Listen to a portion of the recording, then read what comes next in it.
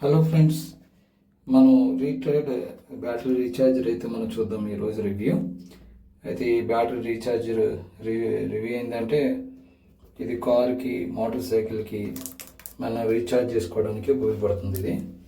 ఇది చాలా బాగుంది. ఇది నాకు చాలా ప్రాబ్లం అవుతుండేది కార్ బ్యాటరీ డౌన్ అయినప్పుడల్లాని. సో దానికి ఆల్టర్నేట్గా నేను ఏం చేశానంటే దీన్ని వెతికాను. ఇది అయితే నాకు బాగా నచ్చింది. అయితే దీని కాస్ట్ వచ్చి 1250 రూపీస్ పడ్డది డిస్కౌంట్లోని.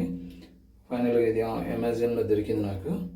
సో ఇది నా బ్యాటరీకి ఛార్జింగ్ చేసి 8 అవర్స్ ఛార్జింగ్ పెట్టాను దీన్ని నేను. అయితే ఛార్జింగ్ పెట్టడం ఎట్లా పెట్టాలంటే దీనికి రెడ్ ఒకటి, బ్లాక్ ఒకటి, 2 వైర్స్ వస్తాయి. అంటే ప్లస్ మైనస్ వస్తాయి. ఆ ప్లస్ మైనస్ ఉన్న వైర్లు ఏం చేయాలంటే మనం తీసుకుని మన పవర్ ప్లగ్కి 2 పిన్ దాన్ని పెట్టే ముందు అన్నిటికంటే ముందు మొట్టమొదటిగా బ్యాటరీకి మనం ప్లస్ దానికి ప్లస్, మైనస్ దానికి మైనస్ పెట్టేసి అప్పుడు మాత్రమే ఇది రీఛార్జ్ పెట్టాలి.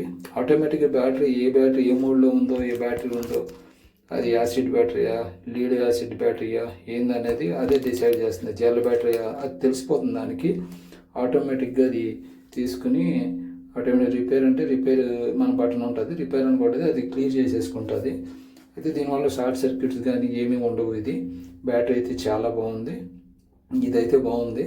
నా బ్యాటరీ కూడా ఛార్జింగ్ పెట్టి నేను యూజ్ చేశాను. ఇప్పుడైతే కారు ఇమ్మీడియట్ స్టార్ట్ కూడా అయిపోయింది. ఛార్జింగ్ కూడా మంచిగా అయింది. ఫుల్ ఛార్జ్ ఎంతవరకు అవుతుంది మన మొబైల్లోనే, సేమ్ మన మొబైల్లోనే ఈ రీఛార్జర్ కూడా పనిచేస్తుంది.